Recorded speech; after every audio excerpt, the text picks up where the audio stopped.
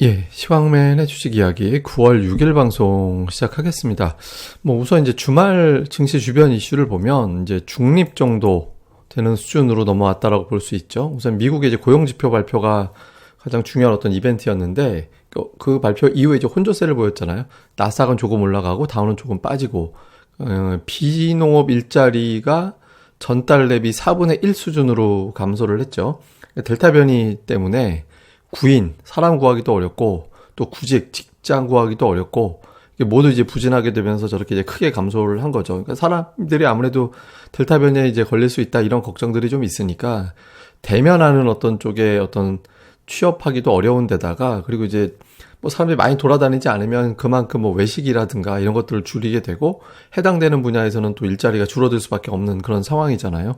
그래서 어쨌든 지금 미국의 어떤 고용지표가 부진한 거에 대해서 투자자들이 이제 상당히 저 정도까지는 아니었던 것 같은데 라고 이제 걱정을 하는 거죠. 물론 이제 반대로 단지 이제 경기에 대한 어떤 걱정만 하는 게 아니라 저렇게 되면 연준에서 계속 돈 풀겠네. 돈 풀면 주식시장은 괜찮은 거잖아. 이런 어떤 해석들도 맞물렸기 때문에 그러니까 미증시 자체도 저런 어떤 지표에도 불구하고 이제 밀리지는 않았거든요.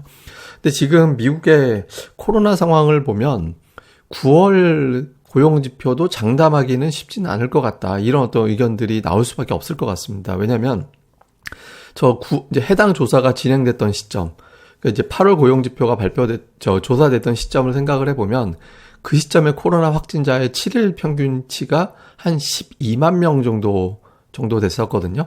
근데 최근에 미국의 코로나 확진자 7일 평균치는 15만 명 정도 돼요. 그러니까 당시보다 오히려 늘어나 있잖아요. 그러니까 8월 고용지표 데이터 나왔을 때보다 지금이 더 확진자 수가 더 늘어나 있는 그런 상태거든요. 그래서 9월 고용지표도 부진할 가능성이 있다라고 이론상만 놓고 보면, 그러니까 그럴 수 있잖아요. 그렇게 놓고 보면 9월 FMC가 이제 이달 말에 있고, 그러면 다음 FMC는 언제냐? 11월 초입니다. 이렇게 되면 10월에 FMC가 없어요. 그러면 이제 당초에 전망했던 게 9월에 테이퍼링 예고하고 11월에 시행이 되고, 그러니까 이렇게 이제 될 것으로 봤었는데 이게 좀 어렵게 되지 않겠느냐. 그러니까 이런 어떤 의견들이 제기가 되는 거죠. 그러니까 이렇게 되면 경기에 대한 델타 변이에 따른 어떤 소비 위축 이런 거에 대한 어떤 걱정 이게 이제 부정적인 요인이고 반면에 긴축이 지연되는 거잖아. 돈 계속 풀 거잖아. 그러니까 이런 것들은 긍정적인 요인이 되면서 이제 중복이 됐고 이런 것들이 이제 주식시장이 지난주 미증시가 크게 방향을 잡기 좀 어려운 그런 상황이 만들어진 거죠. 그래서 오늘 외국인들을 보면서 판단을 해야 되는데 다만 이제 주말 그 MSCI 한국 지수를 보면 1.27% 올랐고요. 그리고 원달러 환율은 지난주 원달러 환율 우리 증시에서 마감됐을 때 같이 마감된 환율 종가보다 더 밀려서 끝났거든요. 그래서 고용지표 상황은 일단은 부정적으로만 해석하지는 않을 것 같다. 주말 이슈 중에서 가장 컸던 이슈 중에서는 이제 고용지표는 그렇게 이제 볼 것 같고요. 그 다음에 이제 또 우리가 이번 주 들어서 주목해 봐야 되는 이제 이벤트들이 좀 있죠. 이번 주 영향을 주고 또 오늘부터 투자들이 관심을 갖게 될 거. 우선 이제 미국 의회가 휴가 가고 그런 의원들이 많이 있거든요. 근데 이게 지금 마무리가 되는 시점이 돼서 인프라 법안 표결 시도가 곧 시작이 될 것 진행이 될 것 같다.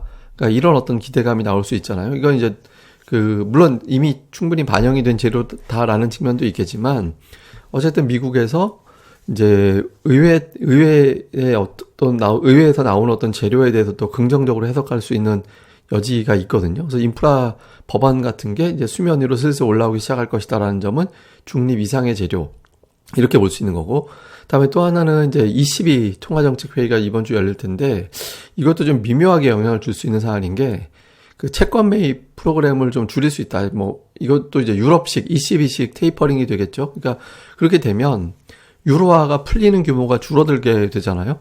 그러니까 유로화가 강세를 보일 수 있게 되거든요. 그러니까 돈을 많이 풀다가 돈을 줄이게 되면 유로화가 강세 보일 수 있게 되고 유로화가 강세 보이면 달러화가 약세를 보일 수 있거든요. 그래서 유럽에서 돈을 줄인다라는 측면보다 달러화가 약세를 보일 수 있다라는 점을 투자자들은 조금 더 주목할 가능성이 있거든요. 그래서 이것도 이제 외국인들이 선제적으로 오늘 움직일 수 있는 잠재적인 재료다라고 볼 수 있거든요. 또 이것도 좀 외국인들이 여기에 반응을 하는지 좀 체크가 필요하고, 그 외에 이제 개별적으로 애플 아이폰 출시가 이제 또 곧 임박을 하니까 다음 버전이 출시가 되니까 여기에 또 이제 투자자들이 또 관심을 가질 수 있거든요. 그래서 전체적으로 이제 주말 사이에 이번 주에 관심을 가져볼 만한 어떤 이슈들을 살펴보면 중립 정도 또는 중립보다 조금 괜찮은 정도 요 정도 사안이라서 그러니까 대단한 큰 걱정을 할 정도는 아닌 걸로 일단 좀 넘어왔다. 이렇게 보면 될 것 같습니다. 그리고 그 증시 자금 동향, 글로벌 펀드의 증시 자금 동향을 보면 지난주 글로벌 펀드의 자금 유입이 제법 늘어났거든요. 그러니까 글로벌 펀드의 주식형 펀드에 192억 달러, 리퍼 기준으로 192억 달러가 유입이 됐고 신흥시장에도 자금 유입이 됐거든요. 그러니까 파월 의장 발언 이후에 투자자들이 이거 뭐 미국 금리 올리려면 제법 있어야겠구나 이렇게 이제 인식을 하다 보니까 이제 뭐 투자들이 좀 안도를 하는 뭐 대부분 해외 증시 자금 동향 설명할 때 보면 대부분의 이제 코멘트 들어가는 게 파월 의장의 발언 효과 뭐 이런 것들이 많이 들어갔거든요. 그래서 이것도 보면 부영지연이다라는 점에서 투자자들이 좀 아직까지는 좀 걱정은 안 하고 있는 걸로 덜 하고 있는 걸로 보여지긴 합니다. 그래서 지금 시황상 시장이 느닷없이 물론 모르게 또 이제 갑자기 뭐 돌발 악재가 나온다든가 이러면 또 빠질 수는 있겠지만 현재로서는 적어도 크게 빠질 일은 없는 상황인 것 같다. 이렇게 이제 투자들이 생각할 수 있는 환경은 이제 만들어졌습니다. 그래서 이제 종목 장세 정도는 계속 이어질 것 같은데, 그러니까 지난주 보면 건설업종, 철강업종이 제일 강했거든요. 그리고 이제 외국인들이 순매수를 보였고, 그래서 외국인들이 주도를 하고 종목 장세, 업종 장세를 이제 또 역시 기관 외국인들이 철강 건설 업종이 좋았거든요. 그런 어떤 종목 장세를 또 만들어냈고 코스닥도 지금 11연속 올라가면서 종목 장세가 계속 나타나는 그런 형태가 되고 있잖아요. 그러니까 주말에 딱히 이 부분을 깰 정도의 상황이 만들어진 거는 없거든요. 그러니까 변수가 뭐 크게 나온 건 없기 때문에 현재로서는 뭐 추가적인 어떤 상승 가능성이 좀 있다.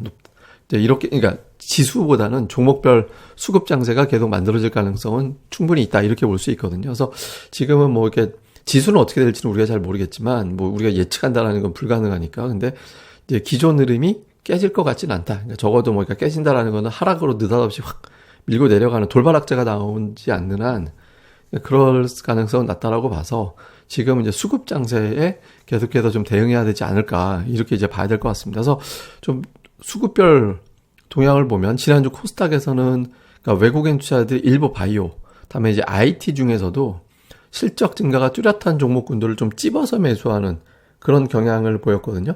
그리고 이제 기관 같은 경우는 시가총액 상위 순매수 상위 종목들의 업종별 구성을 보면 바이오가 4, 반도체 관련주가 5, 2차 전지 관련주가 1, 이 비율로 매수를 했었거든요.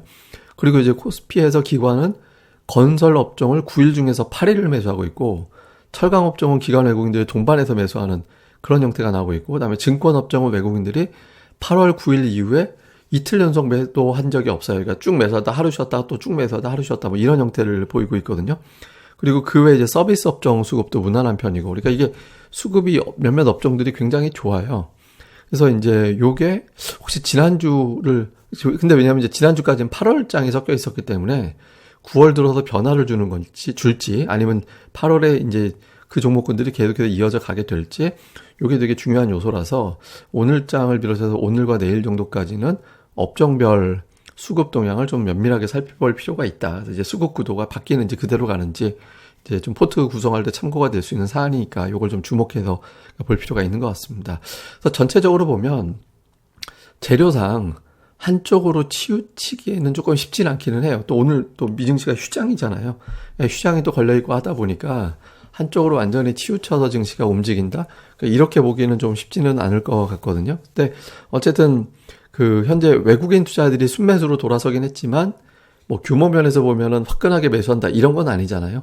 그리고 이제 SK하이닉스 삼성전자에 매수 들어오긴 했는데 저게 하도 많이 당해서 저걸 액면 그대로 받아들여야 될지도 조금 모호하고 있는 그런 상태였잖아요. 그래서 이제 대형주라든가 지수 관련해서는 뭐 계속 말씀드리지만 이번 주에 외국인들이 계속 과연 매수를 해줄 거냐 이거를 보면서 좀 가늠을 하는 게 합리적일 것 같고 다음에 이제 이거보다는 이어지고 있는 종목 장세 현재 이제 앞서 말씀드린 코스닥, 코스피 종목 장세가 계속 이어지고 있고 그리고 이제 뭐 지수가 많이 올라왔다라고 하지만 ADR은 여전히 90 정도 왔다 갔다 전후밖에 되지 않는 가격 부담이 아직은 그렇게 크지 않은 상태거든요. 그래서 종목 장세가 여기서 확 꺾이거나 이제 뭐 어떤 악재가 나오면 또 꺾이겠죠. 근데 이제 악재가 없는 한 그럴 것 같지는 않거든요. 그래서 지금 수급이 좀 탄탄한 종목들의 어떤 이런 것들을 좀 주목해 볼 필요가 있는 것 같습니다. 그리고 이제 제가 이제 뭐 주간 증시 전망대라든가 이런 거에서도 좀 설명을 드렸습니다만은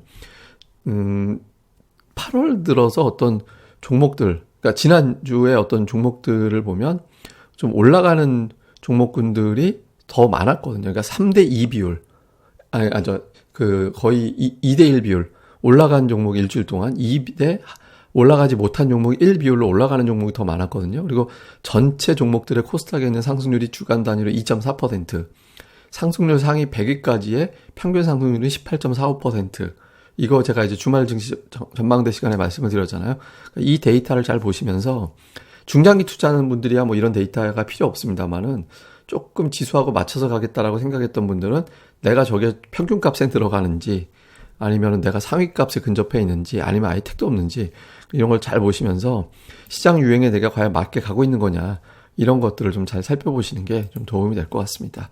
예, 그리고 이제 또 이번 주에 주초에 아마 뭐 유튜브가 또 올라갈 것 같습니다. 그러니까 일종의 이제 스터디 방송 개념의 종목 이제 방송이 하나가 올려질 것 같은데 이게 사실 스터디라고 얘기하는 거는 되게 부담스럽긴 해요. 뭐 제가 뭐 가르칠 적이가 아니니까. 근데 가르친다라는 개념보다는 이렇다더라 라는 식으로 제가 인용을 하는 그런 느낌으로 좀 준비를 하고 있으니까 유튜브 방송도 많이들 좀 이제 관심을 가져주셨으면 좋겠습니다. 그래서 유튜브에서 시황맨 TV라고 이제 검색해서 들어오시고 또는 이제 제가 이 팟캐스트 방송 내용 요약하는 하단에 링크가 걸려 있으니까 그 링크를 통해서 긁어서 이제 붙이시면 또 바로 오실 수 있으니까 그걸 또 참고를 하시면 좋을 것 같습니다. 그리고 반드시 구독하기 좀 많이 부탁드리겠습니다. 예, 그럼 또 하루 한 주 잘 보내시고요. 저는 또 다음 방송에서 뵙겠습니다. 감사합니다.